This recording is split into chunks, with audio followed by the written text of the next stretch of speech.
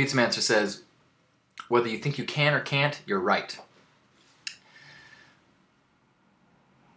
Do you know who said that? I thought I saw that recently as a quote, and I don't remember. But, I mean, that is...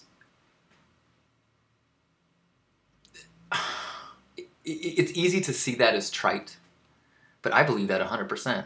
Maybe not so much you think you can. Like, sometimes I'll get into a mindset, you know, I won't say how I get to that mindset, but I'm in a certain mindset, and I think, is the only reason that we can't fly because we don't believe that we can?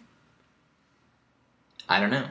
In my understanding right now is that there are limitations to what can or can't do. But I do absolutely believe that the world is the way you believe it is.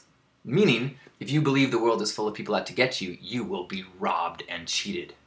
If you believe the world is full of people that are loving and amazing and supportive, you will be amazed how people will come to your support. You find evidence for whatever you're looking for. I think it was Vonnegut that said, be careful how you see the world, for it is that way. Henry Ford is the one who said, whether you can or can't.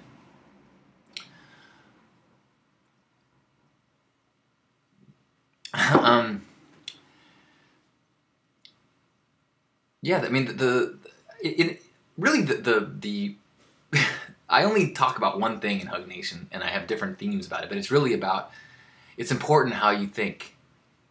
It's important to see the glass as half full, or to see the opportunity in things. Not just as important, but it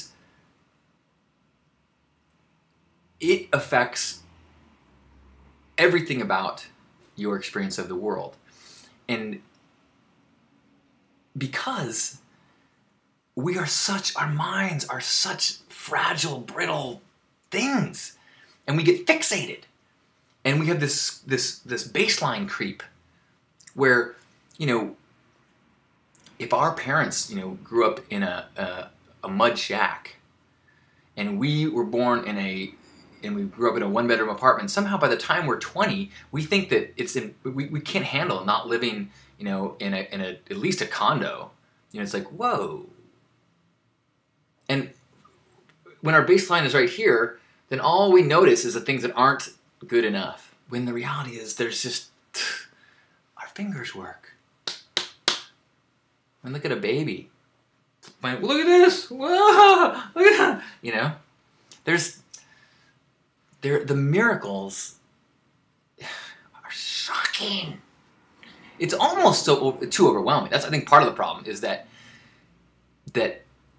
you are, if you really fall into the gratitude that this planet deserves, you are paralyzed. It's